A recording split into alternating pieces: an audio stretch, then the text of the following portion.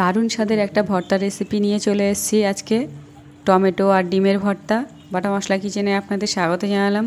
কেমন আছেন সবাই? তো রেসিপিটা শুরু করা যাক। এখানে আমি হাফ কাপ পেঁয়াজ আর 3টে টমেটো নিয়েছি, হাফ কাপ পেঁয়াজ, 3-4টে রসুন আর শুকনো লঙ্কা আর কাঁচা লঙ্কা নিয়েছি। তো সবার প্রথমে আমি প্যানে একটু তেল দিয়ে দেবো, হাফ চা চামচ। আর টমেটোগুলোকে মাঝখান থেকে কেটে আমি একটু নরম করে নেব, একটু সেঁতলে নেব। এবার টমেটোটা একটু নরম হয়ে আসলে একটা সাইড করে অপোজিট সাইডে আমি ডিমটা ফাটিয়ে দিয়ে দেব। দিয়ে ডিম আর টমেটোটাকে একসঙ্গে ঝুড়ো করে নেব। নিয়ে এবার তুলে নেব প্লেটে।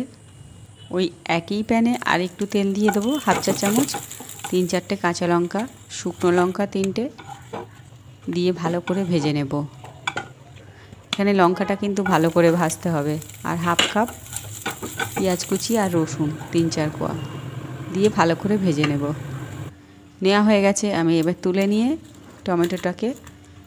টমেটো, ডিম আর পেঁয়াজ কুচি, কাঁচা লঙ্কা সব একসঙ্গে দিয়ে ভালো করে এবার মাখিয়ে নেব। স্বাদ মতো লবণ, আর এখানে ঝালের পরিমাণটা কম বেশি করতে পারেন। কাঁচা সরিষার তেল দিয়ে ভালো করে মাখিয়ে নেব। এরকম একটা ভর্তা হলে গরম ভাতের সঙ্গে আর কিছুই লাগবে না খেতে, 1 প্লেট ভাত এমনিতেই উঠে যাবে। তো ভালো করে ধনিয়া পাতা কুচি দিয়ে ভালো করে মাখিয়ে নেব। একবার হলেও রেসিপিটা ট্রাই করবেন, দুর্দান্ত খেতে লাগে। রেসিপিটা ভালো লাগলে লাইক করবেন, কমেন্ট করবেন, শেয়ার করবেন। নেক্সট ভিডিও খুব তাড়াতাড়ি পোস্ট করছি। ভালো থাকবেন।